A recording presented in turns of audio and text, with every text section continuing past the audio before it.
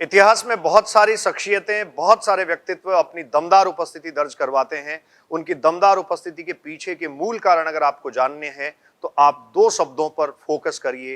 पहला है क्षमता और दूसरा है इच्छा। क्षमताएं कैपेसिटीज, इच्छाएं डिजायर्स। अगर इन दोनों शब्दों के बीच का मूल अंतर आपको पता है तो निश्चित तौर पर आप सफलता के नए आयाम स्थापित कर सकते हैं। आप बुलंदियों के नए झंडे गाड़ सकते हैं। किसी कार्य को करने की अगर आप में क्षमता है तो यह आवश्यक नहीं है उस कार्य को करने की इच्छा भी आप में हो, और अगर किसी कार्य को करने की इच्छा आप रखते हैं तो यह कतई आवश्यक नहीं है कि उसकी क्षमता, उसको करने की क्षमता भी आप में मौजूद हो।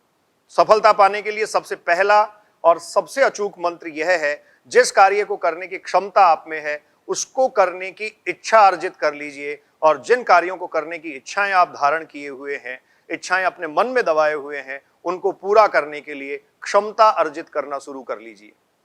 दुनिया में वो लोग सबसे आगे जाते हैं जो हार कर भी सपने देखने का मादा रखते हैं, अपने आप को आगे बढ़ाने के लिए निरंतर प्रयासरत रहते हैं, सकारात्मकता के साथ लगातार आगे बढ़ते हैं।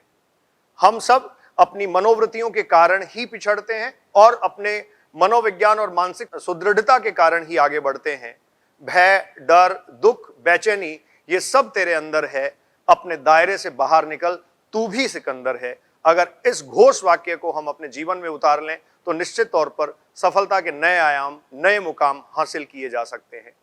दुनिया के सभी सफल व्यक्ति इसी प्रकार से किसी न किसी बात को लेकर, किसी न किसी मंजिल को लेकर अपना जुनून पालते हुए लगातार आगे बढ़े हैं, और उनके जुनून ने निश्चित तौर पर उनको सफलता तक पहुंचाया है। लेकिन सफलता की यह जो यात्रा थी, इस यात्रा को रोचक बनाने के लिए, इस यात्रा को बहुत रोचक बनाने के लिए उन लोगों ने दिन रात मेहनत करी है।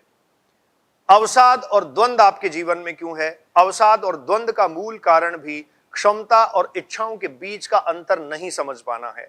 क्षमताओं और इच्छाओं के बीच का अंतर अगर आप समझ लेते हैं तो आप हर एक अवसाद और हर एक द्वंद से पार पा सकते हैं। अवसाद और द्वंद के नहीं होने का मतलब यह है कि आपको मंजिल साफ नजर आती है, आपके इरादे बुलंद हैं, आप अटल इरादों वाले हैं, हर एक बात को बहुत पारखी नजर से आप देखते हैं और आप अपने लक्ष्य की तरफ अपना मार्ग प्रशस्त कर चुके हैं।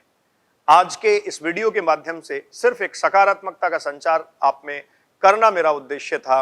मैं समझता हूं आपको अवसाद और द्वंद का कारण पता लगा होगा। अपनी क्षमताओं और इच्छाओं के बीच का फर्क आप पता करने में सफल हुए होंगे। मैं अभिव्यक्ति के माध्यम से आपसे जुड़ रहा था। नमस्कार, बहुत बहुत धन्यवाद।